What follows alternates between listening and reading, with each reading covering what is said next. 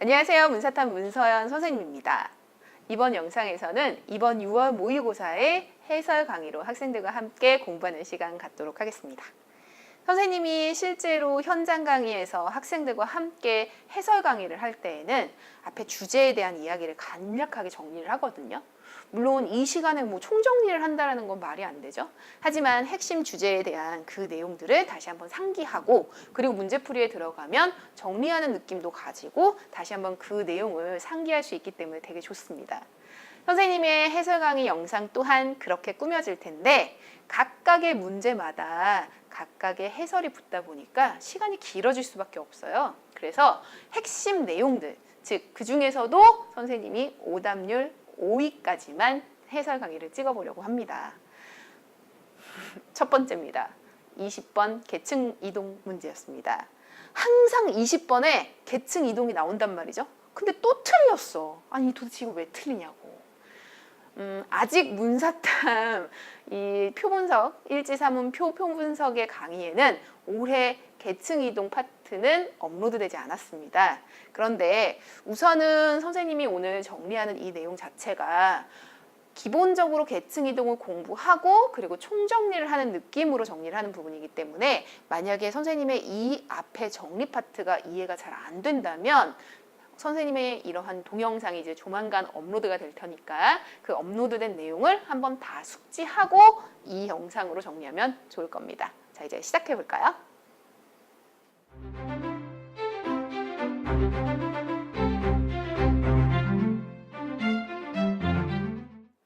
(20번) 계층 이동 아무도 모르지 않습니다. 우선 먼저 간략하게 보면 계층 이동, 계층 구조에 대해서 정리를 잠깐 해보면 두 가지로 구분됩니다. 각각의 구성원의 비율에 따라 피라미드인지 다이아몬드인지 혹은 모래시계인지, 그리고 계층의 이동 가능성에 따라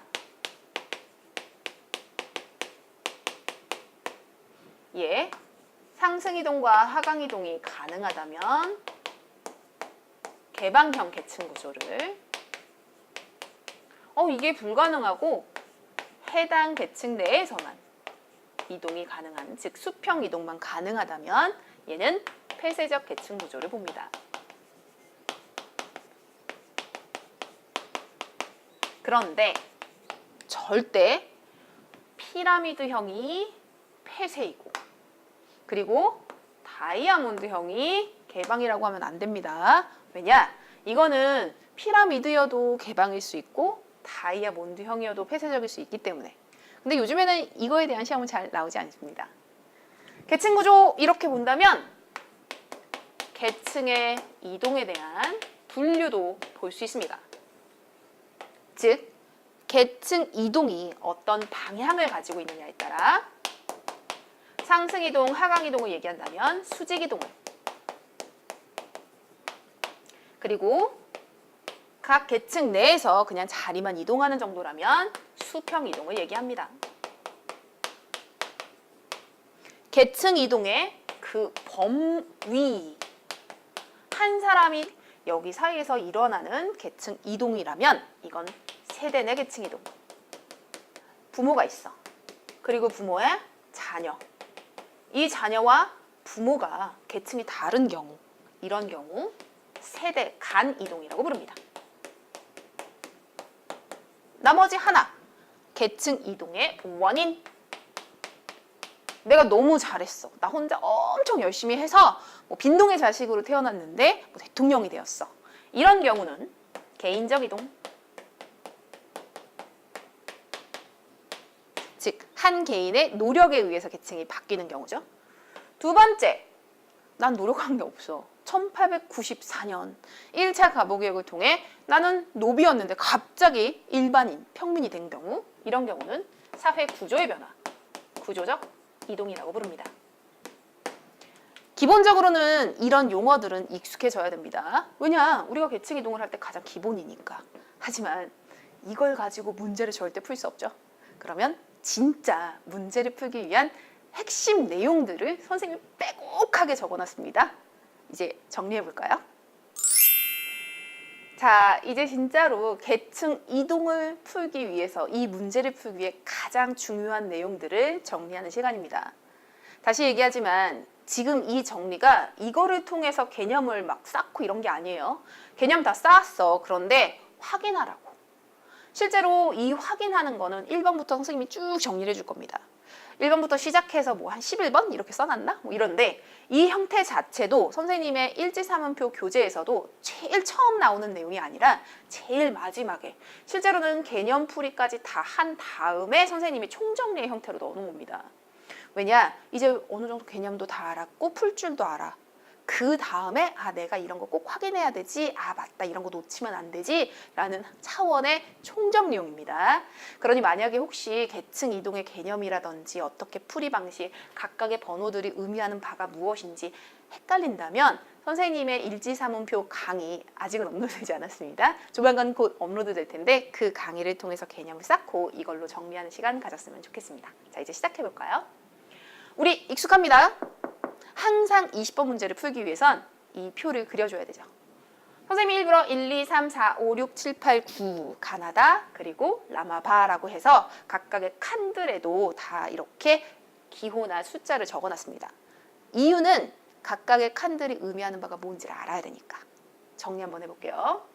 이쪽에 부모 세대 넣습니다. 부모 세대의 비율은 가나다에 써줘야 되고 자녀 세대에 이쪽으로 놨기 때문에 라마바입니다. 어떤 자료를 가지고 스스로 이 계층 이동 표를 그려줄 때에 항상 부모는 여기에 그리고 자녀는 여기에 써줘야 돼요. 만약에 세대 내 이동 한 개인이라면 이쪽을 과거로 이쪽을 현재로 놓습니다. 뭐 선생님 전 반대로 할 건데요. 뭐 상관은 없어요. 근데 선생님이 이렇게 한 이유가 직관적으로 위쪽에 있으면 상승 이동이잖아. 그지? 그러다 보니까 이쪽을 상승 이동으로 놓고자 선생님이 일부러 여기다 항상 부모 쪽을 놔둔 겁니다. 자, 이제 시작해 볼까요? 우리 이제 문제를 풀어야 돼. 주어진 계층 구조가 부모 세대 것인지 자녀 세대 것인지 구분하는 것부터가 첫 번째입니다. 어떤 자료를 받아들었어. 상중하가 각각 10, 30, 60의 비율이래. 1대 3대 6. 자녀 거라면 여기에 넣어야 됩니다. 하지만 부모 세대라면 여기에 넣어야죠. 여기서부터가 계층 이동 표의 시작입니다. 선생님 저는 이제 부모 세대는 이쪽이고요. 자녀 세대는 이쪽인 거 구분했어요. 오케이. 그 다음에 해야 되는 건 무엇이냐? 요즘엔 그냥 상중하를 주지 않습니다. 문제가 점점 꼬아서 나옵니다. 애기들 A는 상층이야 중층이야 하층이야? 이렇게 물어봅니다. 그러니 주어진 자료를 가지고 A, B, C가 각각 상중, 하중에 무엇을 의미하는지 확인합니다. 만약에 A가 상층이래. 그러면 뭐 이렇게 놓고 C가 중층이래. 그 다음 B가 하층이래. 뭐 이런 걸 찾을 수 있잖아요. 그렇다면 여기다 아예 써줍니다. 여기엔 A, 여기엔 C, 여기엔 B라고. 왜냐? 집중력 떨어질 때 제일 마지막 문제 풀단 말이죠. 그러면 눈에 확 들어와야 돼.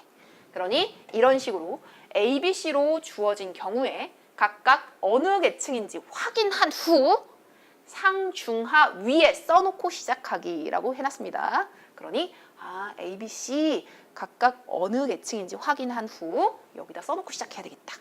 자, 이제 세 번째입니다. 주어진 자료를 다 활용해 주세요. 이거는 뭐냐면 선생님이 원래는 아까도 얘기했듯이 이 내용 자체는 개념 문제 풀이까지 다 한 다음에 총정리용입니다. 그러다 보니까 이제 애기들이 알아.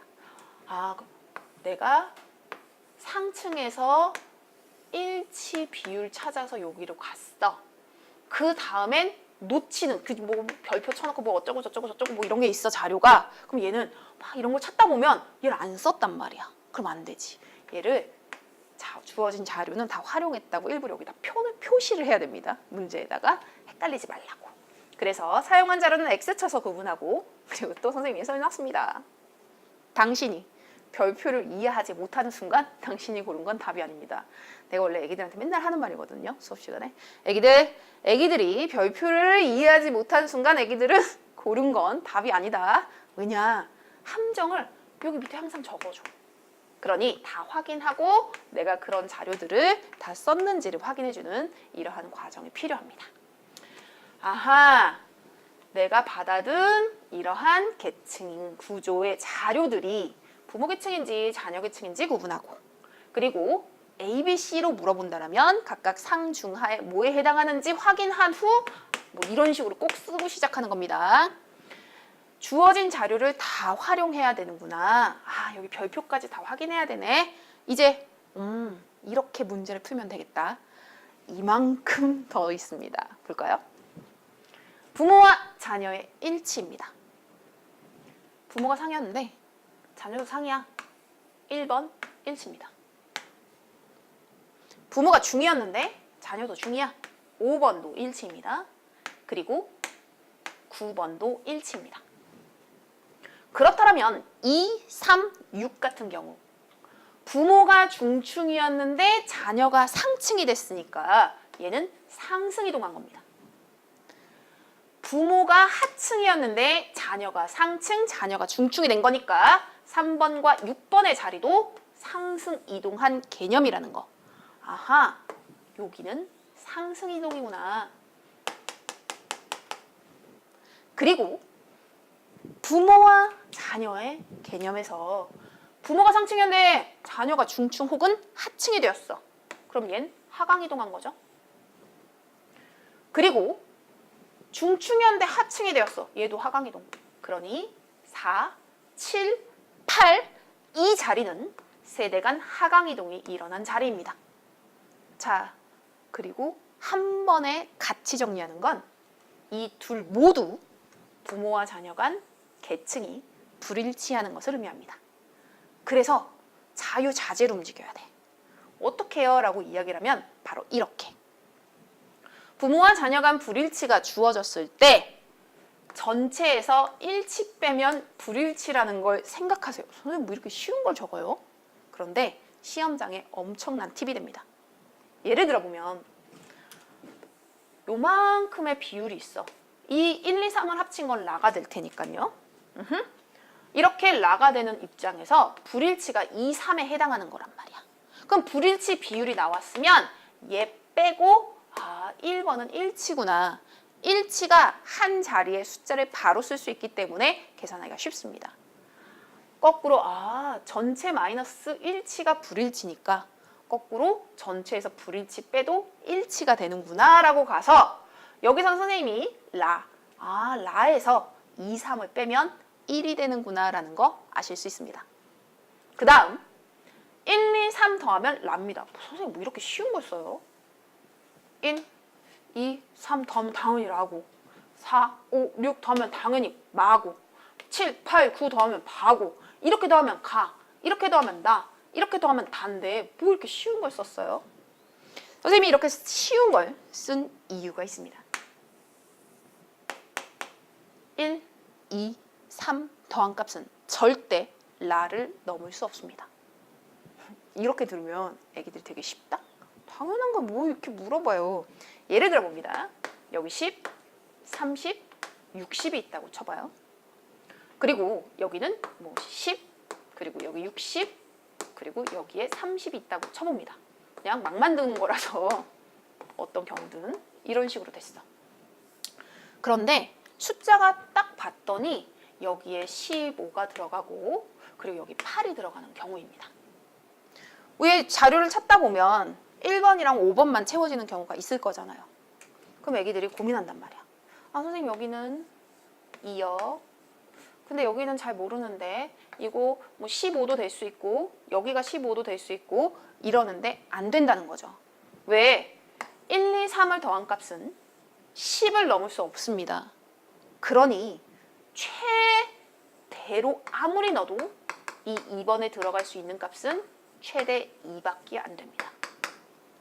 즉 상승이동의 최대, 하강이동의 최대, 상승이동의 최소, 하강이동의 최소를 구해줄 때 얘가 필요합니다. 그러니 이 개념도 되게 중요한 개념이라는 거 머릿속에 넣어두셔야 됩니다. 자, 이제 9번 볼까요? 가나다. 얘가 100이야. 이거 너무 쉽잖아요. 당연히 가나다 더하면 100인 거 알아요. 근데 이게 뭐 이런 걸 적어요? 선생님이 이렇게 쓰는 이유가 있습니다.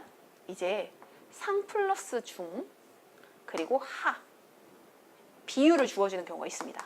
4대 1이래. 그러면 부모 세대의 상, 중 더한 것과 하가 4대 1이면 하층이 20이 암산으로 나올 정도까지 해놓으면 좋습니다. 말이 꼬여. 자, 이제 볼까요? 왜냐? 이거 둘이 더해서 4다? 그리고 얘가 1이래. 근데 얘가 100이 돼야 돼. 그러면 얘는 전체 5개 중에 4에 해당할 것이고 전체 5개 중에 1에 해당합니다.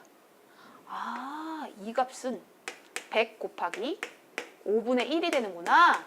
그러면 바로 하층이 20이라는 걸 찾을 수 있습니다.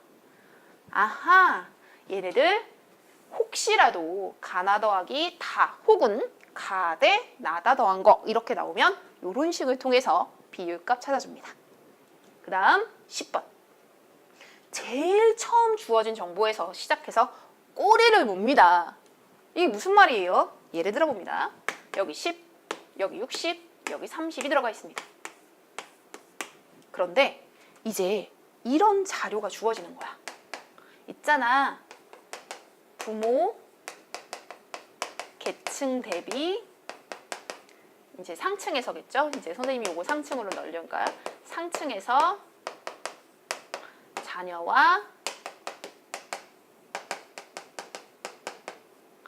계층의 일치 비율이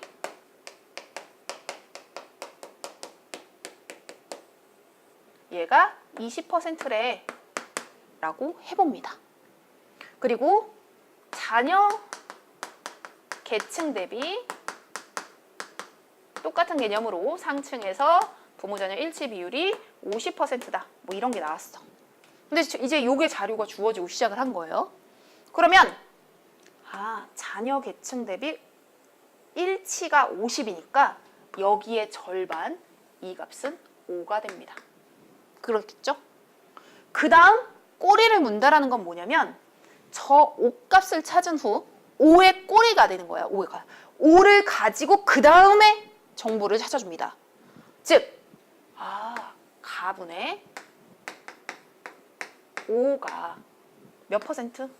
곱하기 100분의 20이 되는 거니까 100을 곱하면 이제 20%가 되는 거죠. 그러니 가분의 5 곱하기 100이 20%니까 라고 이야기를 해주고 자 이제 계산해 볼까요? 이제 가를 그대로 넘겨주고 20만 넘겨주면 되죠. 20분의 가는 20분의 5 곱하기 100 이렇게 나눠주면 25 그러면 가 값을 25로 찾을 수 있습니다. 자, 원래 여기서 하나의 더 팁. 이거 되게 많이 나오니까 선생님이 하나의 팁을 이야기를 해준다면 이거 선생님이 학생들한테 맨날 가르쳐주는 거거든요. 예를 들면 저게 나왔어. 10에서 5를 찾아갔단 말이야. 근데 얘가 20%래. 가분의 5가 생각해보면 100분의 20이랑 똑같죠. 얘 몇 배 차이나? 4배. 그러면 얘는 똑같이 4배가 차이 날 거고 4분의 1로 가주면 25를 바로 찾을 수 있습니다. 이건 선생님이 가르쳐주는 팁입니다. 왜 그래서 선생님 나름 표 분석 너무 좋아하거든요. 너무 재밌어. 나는 이게 이렇게 재밌을 수가 없어. 뭐 어쨌든 수수께끼 같아.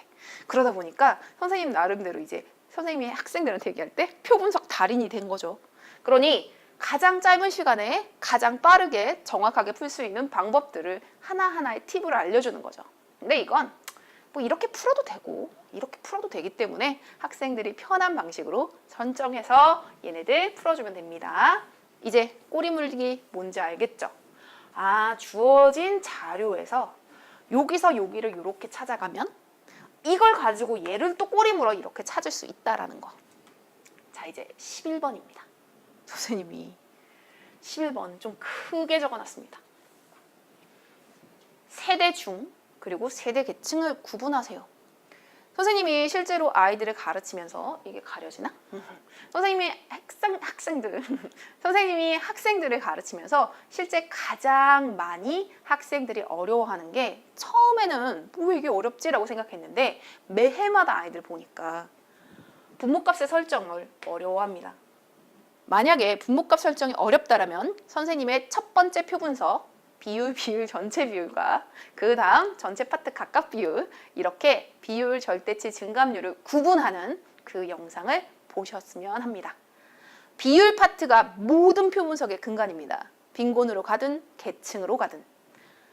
세대 중이라고 한다면 분모값이 세대 전체이고, 만약에 계층 대비라고 한다면 상층 대비, 중층 대비, 하층 대비로 들어갑니다. 그러니 만약 부모 세대 중 상층에서의 세대 간 일치 비율은 부모 세대 전체 100을 놔두고 100분의 1치가 아까 1, 5, 9였죠? 얘가 1치였단 말이야. 그러니 얘 100분의 1 곱하기 100 하여 그냥 딱 1의 퍼센트지로 떨어집니다. 하지만 부모 세대 계층 대비라고 하면 얘 값이 분모값이 됩니다. 그러니 부모 상층 대비 1의 값이죠. 그러니 가분의 1 곱하기 100이 됩니다. 그러니 이 부분 분명히 이 영상을 통해서 완벽히 이렇게 정리하면 편하겠구나 라는 거 체크한 학생들 분명히 있을 겁니다. 이 다음엔 절대 헷갈리지 않는 걸로. 마지막 하나 더. 생각해보면 너무 당연한 건데 위에서도 써놨던 이 내용입니다. 부모 자녀의 세대 간의 이동은 부모 자녀의 불일치를 의미합니다. 그게 상승 이동이 됐든 그게 하강 이동이 되었던 이건 부모와 자녀 간 불일치를 의미한다라는 거. 그러니 100에서 1, 5, 9 빼면 나머지 불일치고 100에서 2, 3, 6, 4, 7, 8을 빼면 일치가 나오게 됩니다. 자, 이제 내용 정리가 끝났습니다.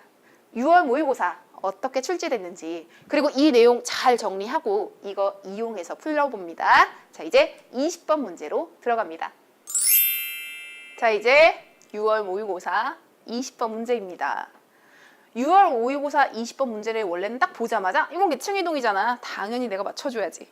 왜냐면 이거 완벽하게 정형화된 틀 안에서만 물어봅니다. 그러니 머릿속에 이게 다다다다 떠올라야 돼. 선생님이 상중하 이런 표 그리라 그랬는데, 그리고 나서 주어진 계층 구조가 부모인지 자녀인지 확인하고, 그리고 어느 계층인지 ABC가 나온 경우 확인하고, 그리고 나서 있는 자료들 다 확인하니까 X표 막 써주면서 내가 자료들 다 확인했는지 얘네들 다시 한번 체크하고, 그리고 자녀 일치, 불일치가 각가지 무엇을 얘기하는지, 그리고 세대 중인지, 그리고 계층 대비인지를 구분해서 분모분의 분자도 얘네들 확인하는 것까지. 확인할 거 엄청 많죠? 근데 이거 익숙해지면 여기서 벗어나는 게 없기 때문에 100% 다 맞출 수 있습니다. 자, 이제 다시 돌아옵니다. 이 문제를 보자마자 원래는 이렇게 막 그려야 돼. 하나, 둘, 셋, 넷. 하나, 둘, 셋, 넷. 여기는 부모고요. 여기는 자녀고요.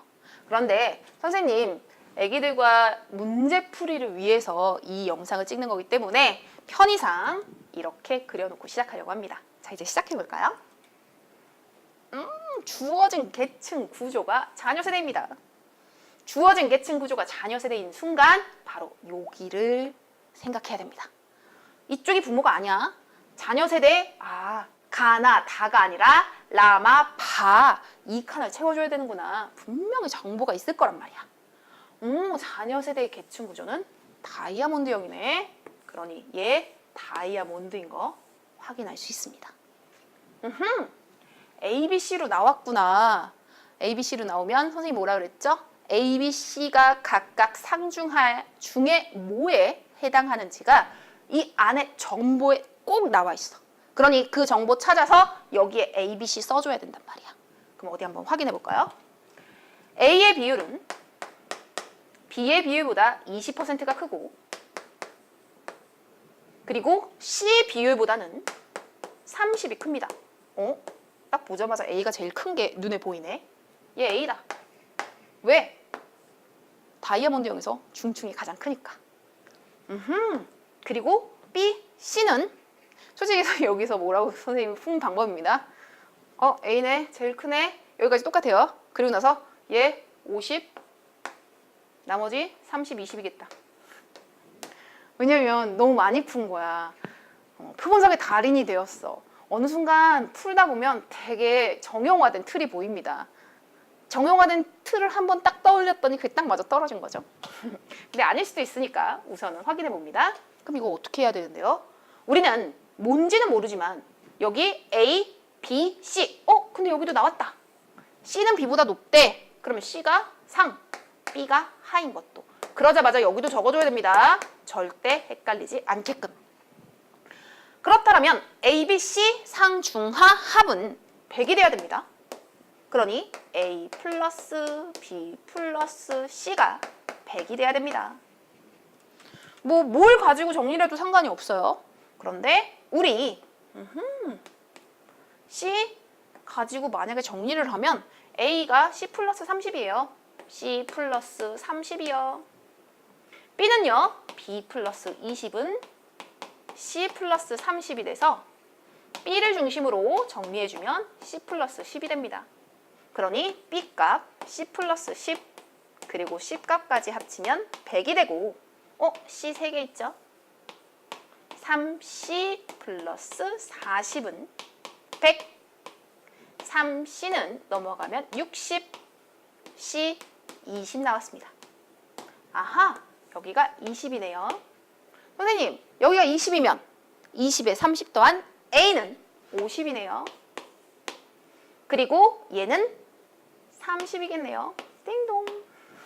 근데 아까처럼 선생님처럼 많이 풀다 보면 어느 순간 이게 금방금방 돼요.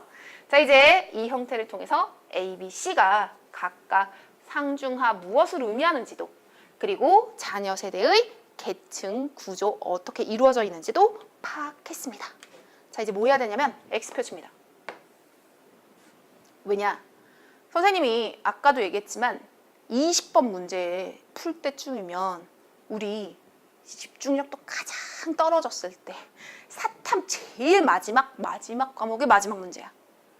기계처럼 풀었으면 하는 바람입니다. 선생님 너무 한 거 아니에요? 맞아요. 근데 이해가 먼저야. 하지만 우리 점수 잘 맞고 우선 애기들이 원하는 바를 이루기 위해서는 만점 맞아야지. 20번 놓칠 수 없단 말이야.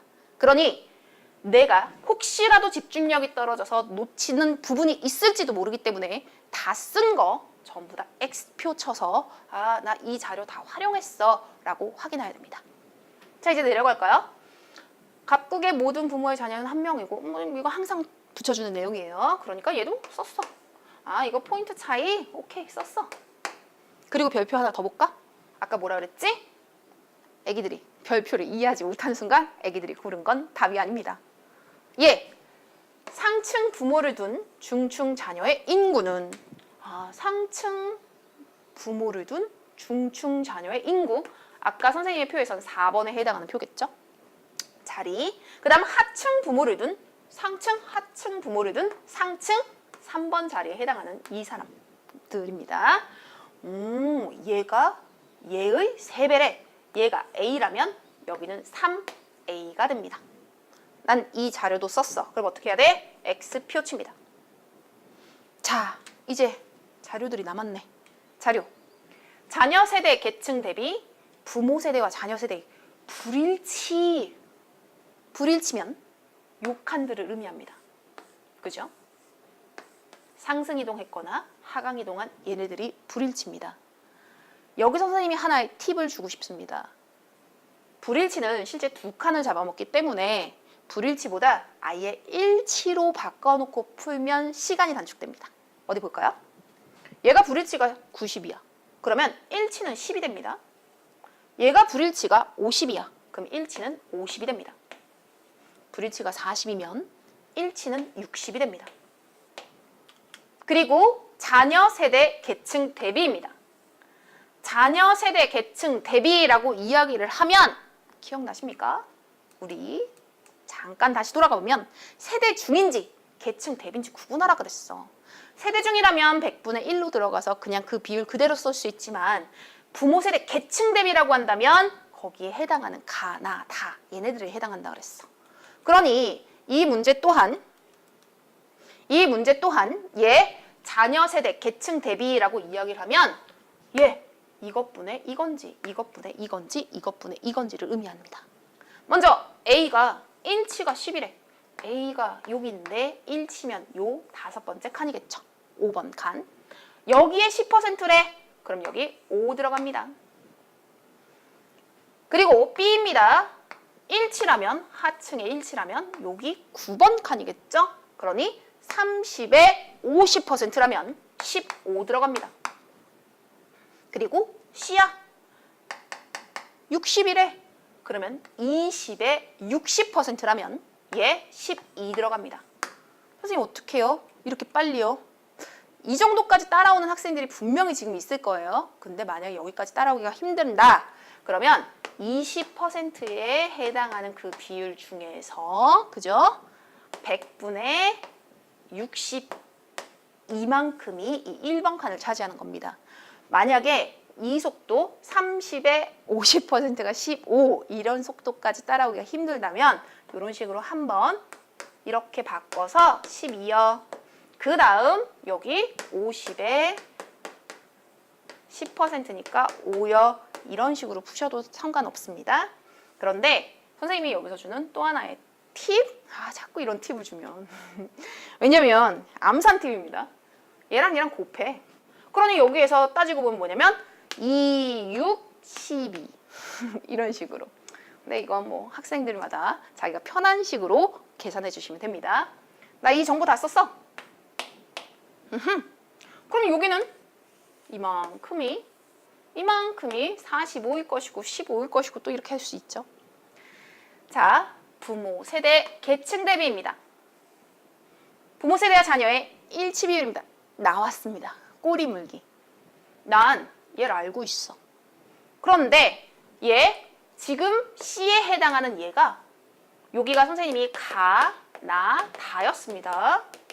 그럼 일치가 뭐였냐면 가분의 여기가 1번이었죠. 1에 해당하는 애들이 40%라는 거야. 그러면 여기에서 가가 얼마인지는 모르지만 여기에 12가 들어갔더니 40%네. 그러면 넘겨줍니다. 그러면 40분의 12 곱하기 100이 가가 되죠. 따란 3.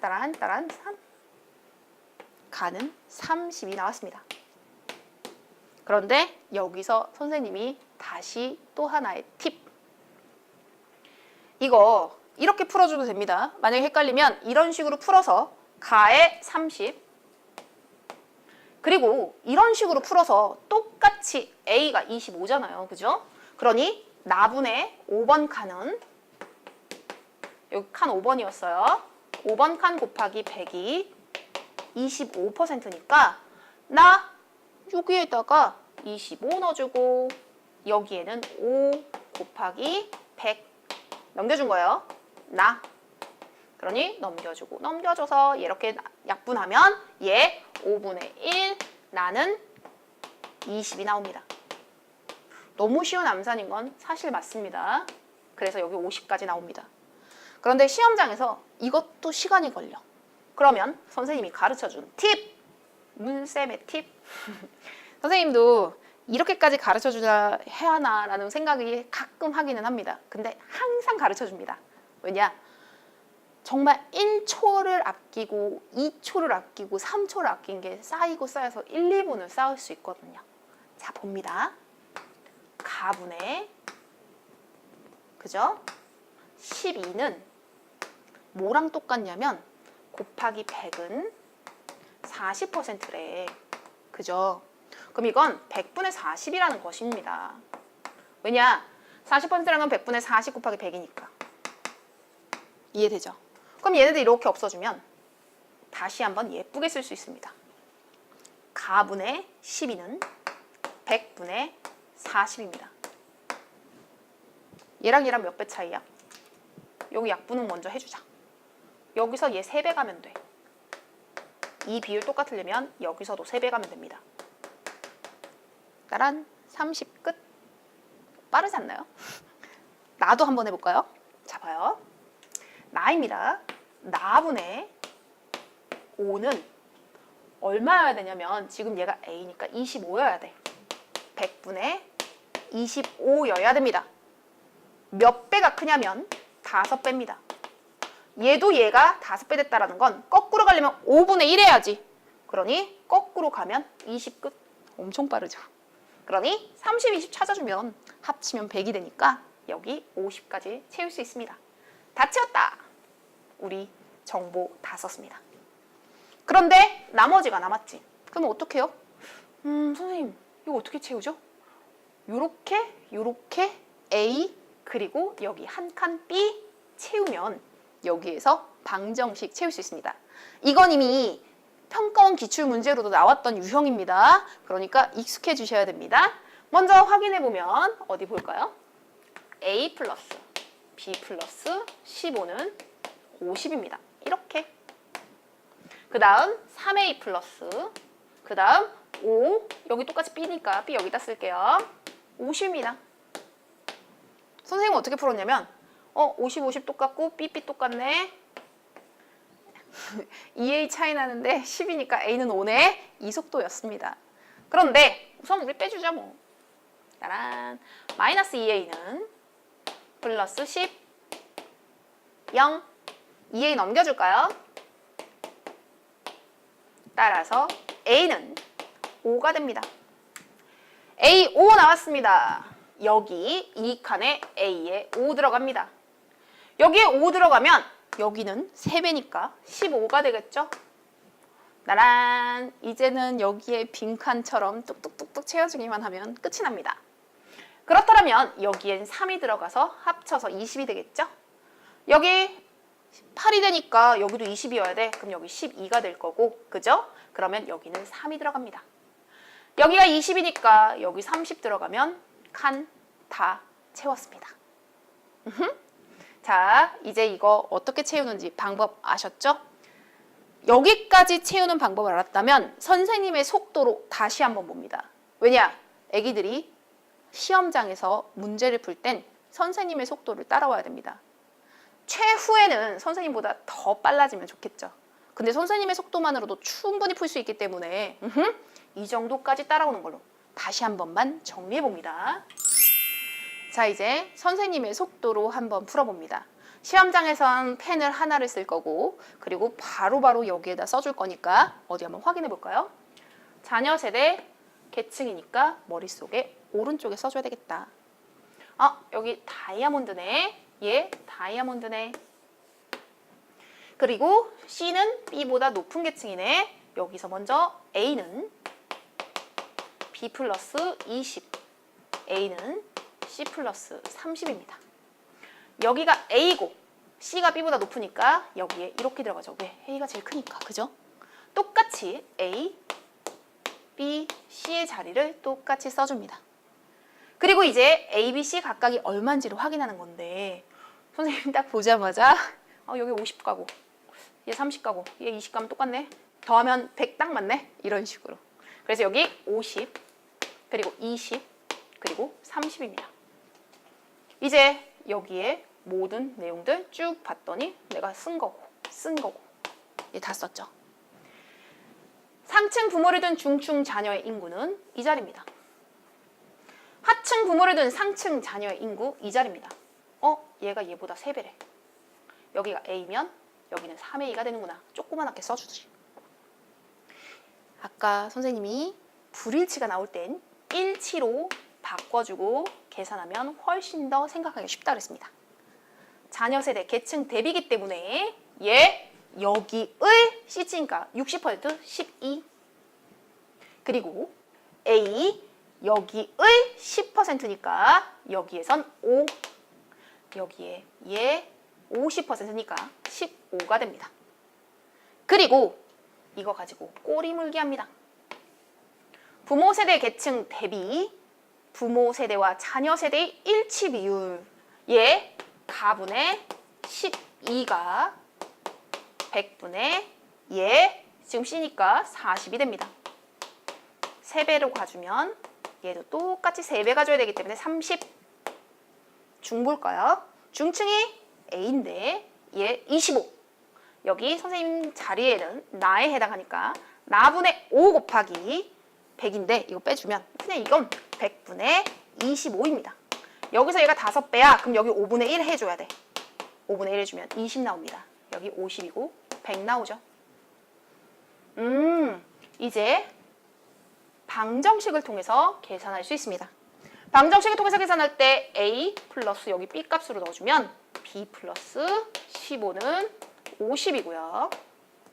3A 플러스 B 플러스 5는 50입니다. 빼주면 마이너스 2A 플러스 10은 0이 되면서 A는 5가 나옵니다. 여기가 5라면 3배 15. 2개 더해서 27입니다. 그러니 여기에 3. 이렇게 더해서 30이 나와야 됩니다. 여기 12, 그리고 17에 여기 3, 그리고 20에 30 들어가면 다 채워졌습니다. 선생님이 말하면서 쓰기 때문에 더 속도가 느립니다.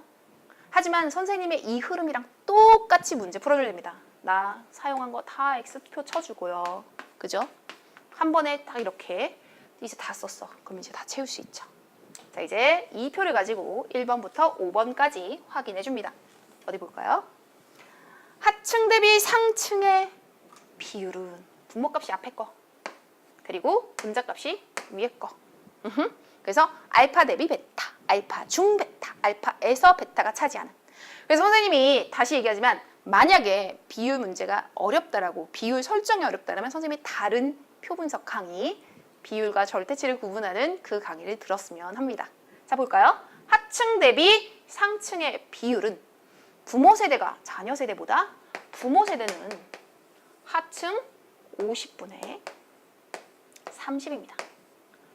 자녀 세대는 하층 30분의 20입니다. 암산으로 바로 되면 암산으로 바로 되면 선생님 저는요 뭐가 더 큰지 뭐가 더 작은지 알아요. 왜냐면 부모 세대의 세대가 자녀 세대보다 높다라고 이야기를 하는데 실제로 얘가 더 높습니다. 5분의 3보다는 3분의 2가 더 크니까. 근데 이게 바로 안 나와. 예를 들면 그럼 계산해줘야죠. 뭐 알아서 해주시면 됩니다. 선생님 같은 경우는 계산 뭐 통분해볼까요? 뭐 150분의 여기 3 곱하면 90, 150분의 여기 5 곱했으니까 100, 뭐 이런 식으로 본인 편하신 대로 해주시면 됩니다. 자, 이제 2번으로 갑니다. 세대 간 상승 이동한 비율이, 하강 이동한, 우리 이거 아까 칸에서도 요 칸들이 상승 이동인 거 확인했습니다. 그러니 상승 이동의 비율은 38이 됩니다. 그리고 하강 이동의 비율입니다. 여기입니다. 하강 이동. 이렇게 쭉 더하면 30이 됩니다. 그러니 상승 이동한 비율이 더 높습니다. 그러니 2번도 틀린 말입니다. 3번입니다.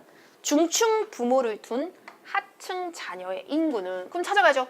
중층 부모를 둔 하층 자녀의 인구 10입니다. 중층 부모를 둔 상층 자녀 3입니다. 아우, 4배 더 크네. 띵동. 답은 3번입니다. 집착하고 있어. 답 나왔다고. 자, 이제 4번 왜 틀렸는지 확인합니다. 부모 세대 계층 구조는 지금 이렇게 보면 30, 20, 50으로 중층이 가장 작고 하층이 가장 큰, 그죠? 이런 식으로 모래시계입니다. 거기에 비해서 자녀는 피라미드죠.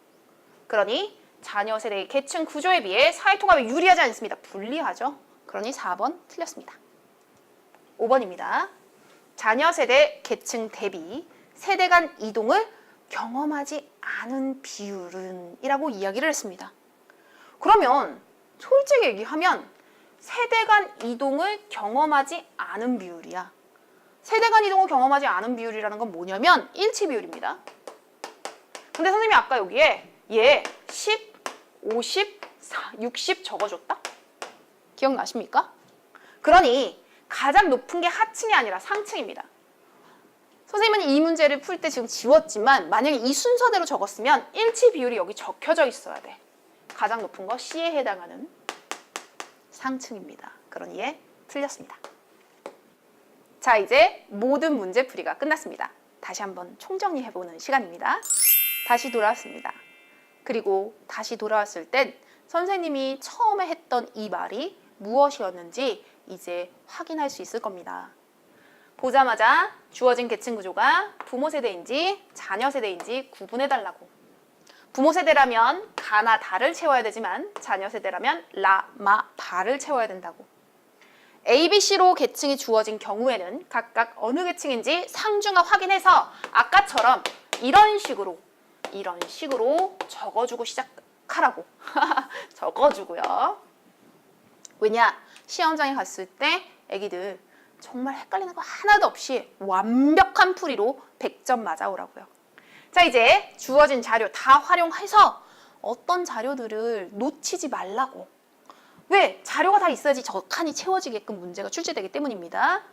아, 부모 자녀 간 일치 비율 여기를 의미하는 것이고, 그리고 일치하지 않는 것들 여기에 상승이동, 그리고 여기에 하강이동 의미하는 바입니다. 상승이동은 하강이동 모두 다 부모 자녀 간 계층 불일치이기 때문에 100에서 불일치 빼주면 일치가 되고 일치 빼주면 불일치가 됩니다.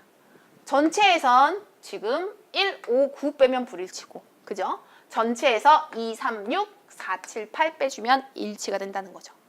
하지만 만약에 라만 본다고 치면 라에서 불일치 빼주면 일치로 가고, 그 다음 라에서 일치 빼주면 불일치로 가게 된다는 거 알아두시면 좋습니다. 다시 한번 얘기하지만 처음 주어진 정보에서 시작하여 꼬리물기 하는 경우가 요즘 너무 많이 나옵니다. 그러니 여기서 얘 찾아줬다면 이 정보값을 통해 이 정보값을 찾아주는 꼬리물기 잊어버리면 안 됩니다. 그 다음 세대 중 계층 대비를 구분합니다. 세대 중이라면 100분의 1, 100분의 5, 100분의 9 형태처럼 들어갈 수 있지만 부모 세대 계층 대비라면 상층에서 일치, 중층에서 일치, 하층에서 일치이기 때문에 가분의 1, 그리고 나분의 5, 다분의 9로 들어가야 됩니다. 다시 생각해보지만 부모와 자녀의 세대 간 이동은 부모 자녀의 불일치를 의미하는 겁니다. 자, 이제 진짜 모든 계층 이동의 총정리가 끝났습니다. 어느 정도 지금이 6월이 지나가는 시기이기 때문에 계층 이동을 공부한 학생들은 이 영상만으로도 와, 선생님이 이렇게 정리하니까 되게 편해요 라는 말을 했으면 하는 바람입니다. 만약에 이 영상으로는 완벽하게 잡히지 않는다라고 하면 조금 시일이 걸리기는 할 겁니다. 선생님이 오늘 촬영을 하고 다음 촬영에 계층 이동이 될 거거든요. 그러니까 선생님이 조만간에 유튜브에 업로드하는 계층 이동의 그 개념 정리 파트로 공부를 하시면 됩니다. 수고하셨습니다. 다음 영상에서는 다시 이제 두 번째 문제 이제 겨우 들어가네요. 오답률 2위를 기록한 6월 모의평가 15번 문항을 통해 다시 만나뵙도록 하겠습니다. 수고하셨습니다.